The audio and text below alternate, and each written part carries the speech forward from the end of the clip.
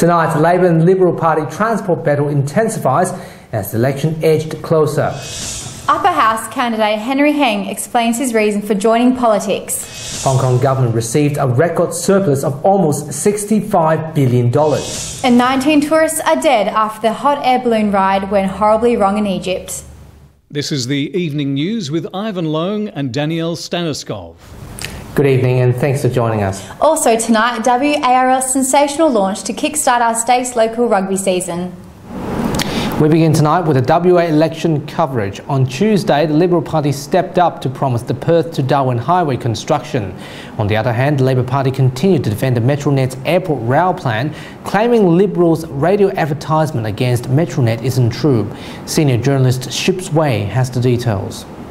The Liberal Party launched the Perth to Darwin highway promise on Tuesday, while Labor continued to defend the Metronet's airport rail. The Premier Colin Barnett and Transport Minister Troy Buswell together promised the construction of the Perth to Darwin highway if elected, helping to remove heavy freight traffic in Swan Valley.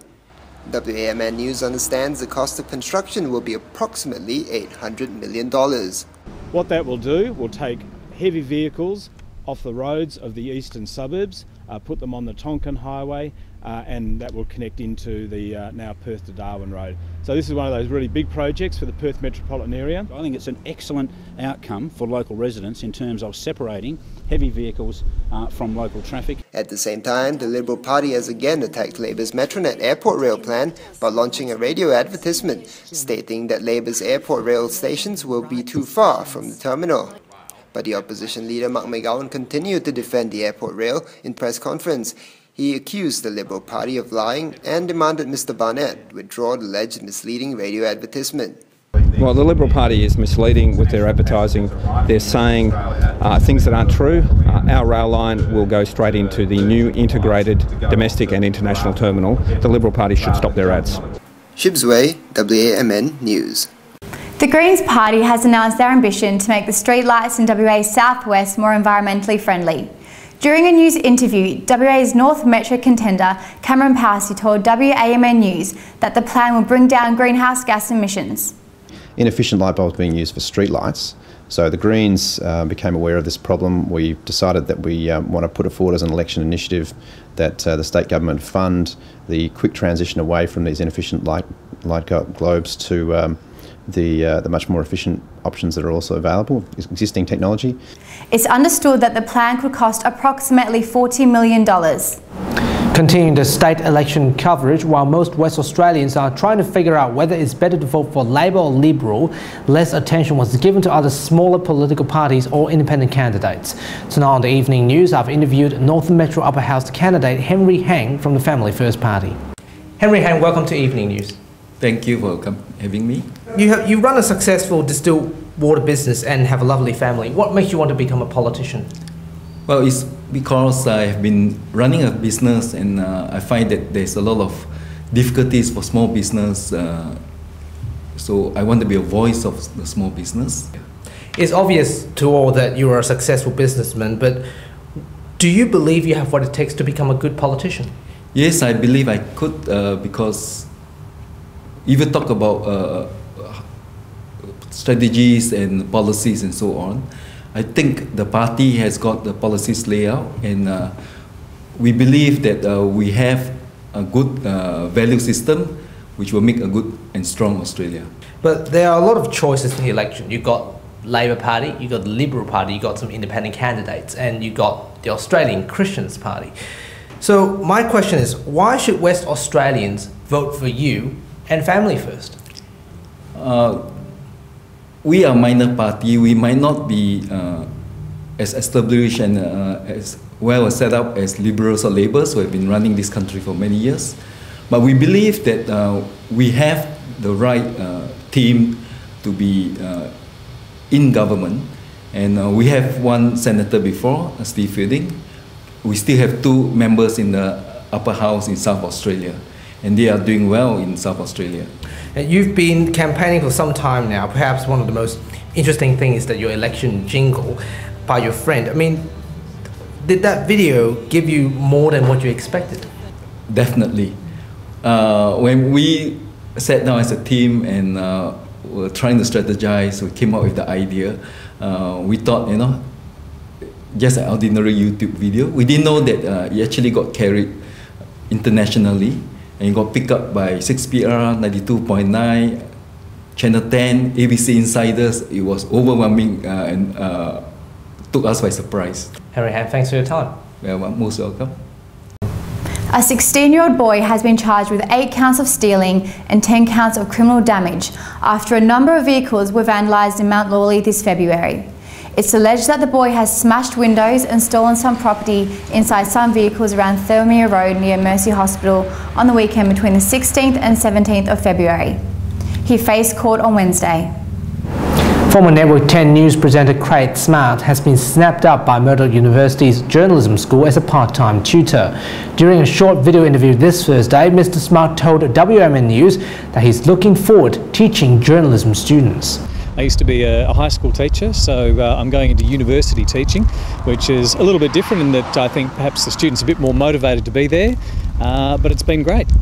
Has it been an interesting experience going back to your roots? It has, yeah. I mean, sort of all that stuff that I learned and I knew intuitively as a teacher is coming back to me now, dealing with a class full of students, preparing lessons and taking the register, all the basic sort of stuff. It's all coming back to me, and it's great having that contact with students who are interested in the field. I mean, I'm enjoying the teaching, and that's great. I mean, it's something it's a good fit for me. But I've spent the past 7 years as a TV presenter and a journalist, so if I can go back to that capacity, that would be great. At least 2 injured and 19 dead in Egypt after a hot balloon trip went horribly wrong. It's reported that the balloon has exploded in mid-air near the town of Luxor, 510 kilometres away from the capital city, Cairo. WAMN News understands that 9 of the victims are from Hong Kong. The rest are from other countries including Britain, France and Japan. The Immigration Department officials and the tourist family members are now sorting out the tragedy. To Hong Kong stories now, the government has released the budget for 2013 to 2014.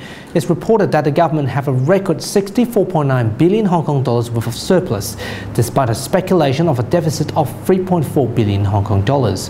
Correspondent Queenie Lee has more.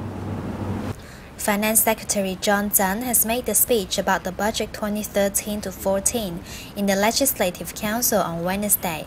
He understands the budget plans to extend one-off schemes to relieve the cost of living, including electricity subsidy, and the $15 billion community care fund was proposed to assist the poor.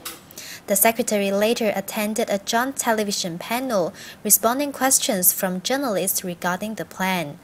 Mr. Tsang said the government will establish a technical committee to plan to improve Hong Kong's long-term financial plan. Despite he admits of the media that government had considered giving cash handouts to Hong Kongers, started back in 2011. However, Pan-Democrats together expressed their disappointment, saying the budget is lack of vision and accused Mr. Tsang of bad financial management, while some legislators are planning to filibuster in an attempt to force the government to act further. Queenie Lee, WAMN News, Hong Kong. To local sports, and WARL has officially kicked off its local rugby season with a cooked breakfast at Ken Allen Field. WMN's Krisitian Dwyer was there to interview WARL's CEO John Saxon and major sponsor Peter Cummings, the CEO of Cash Converters. We're here at the Fremantle Rugby League Club for the launch of the West Coast Pirates. I'm joined by the CEO of the WARL, John Saxon. John, how's it going? Very well, Christian. It's been a terrific morning this morning, getting all the West Australian Rugby League clubs here and sponsors and supporters and volunteers to essentially celebrate the launch of the 2013 season, and also we're all here to watch the West Coast Pirates under-18 team play the Canterbury Bankstown Bulldogs in the SG Ball Cup. Well, it's of course the first time they've played on home soil. You must be a really proud man. Yeah, very, very proud, and we're really hoping our boys will perform well today and for the rest of the season. The SG Ball Cup is essentially the #1 under-18 competition in the world, so it's a great opportunity for West Australian young players, young men to showcase their skills, and it's a pathway into the Holden Cup, which is the under-20 elite competition, and onwards potentially to NRL status. Now, let's talk about the makeup of the squad. Like, is it predominantly homegrown, or do you bring in players from from other teams? Well, the SG ball, we've been competing in the SG ball for three years. This is, in fact, the 4th year. In the early days, we had about a 50-50 split of local homegrown players and imported players from the East Coast of New Zealand. But over the years, we've weaned ourselves off our reliance on East Coast recruits. I'm pleased to say that the squad is dominated by local homegrown young men, and which is the way we really want to have it. We want to really provide that pathway for young West Australian players, rugby league players, to demonstrate their skills on the elite stage, and hopefully impress a lot of the recruitment managers for the NRL clubs. In fact, we've had, over the last 3 seasons, we've had 13 of our players who've played in our SG ball team who've been subsequently recruited into NRL Toyota Cup teams, which is really punching above our weight, and it's something we're really proud of. And just one final question before we move on to the man on your right. Let's talk about the Pilbara. I believe there's been a big expansion of growth there. Enormous amount of potential for rugby league in the Pilbara, largely driven by expatriate Queenslanders, New South Welshmen, Northern Englanders and Kiwis, of course, but so much so that we, in conjunction with the NRL, we felt it was necessary to put a full-time Pilbara-based development officer, who also is involved in competition coordination and community relations and everything else to boost the profile and maximise the potential of rugby league in the Pilbara region. And even in a short time he's been up there, he's shown some terrific results, and we're very excited by the growth of the game in that region. Now, you're joined on the right by Peter Cummins, the CEO of Cash Converters. Peter, what drives you to get involved with rugby league? Well, I played the game as a young man and thoroughly enjoyed it, and I've got a real passion for the game, but the main driving force is, as a company, we want to be able to help young West Australians get the opportunity to play on the national stage and to showcase their talents, and the funding that we provide to John and the league allows that to happen. I didn't recognise you with this for 3 years. It looks good. This brings a total to, was it 6 years? This will be a 6-year commitment to the game and something like $600,000 in total.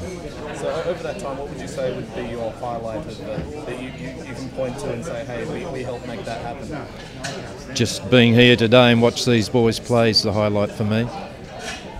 That's all we've got time for here at Fremantle Rugby League Club. I've been Krisitian Dwyer, WAMN News. And finally tonight, a dinner gathering was held by the Hong Kong Australian Business Association in Perth in an effort to connect the local business together and celebrate the Chinese New Year. Influential Chinese businessmen, local political candidates and a city councillor also attended the dinner. Although networking is the key, traditional Chinese meals and guessing games were presented to ensure all the guests had a great time. And that's how the world looks tonight. I have updates for you later. Thanks for your company and good evening. Good night.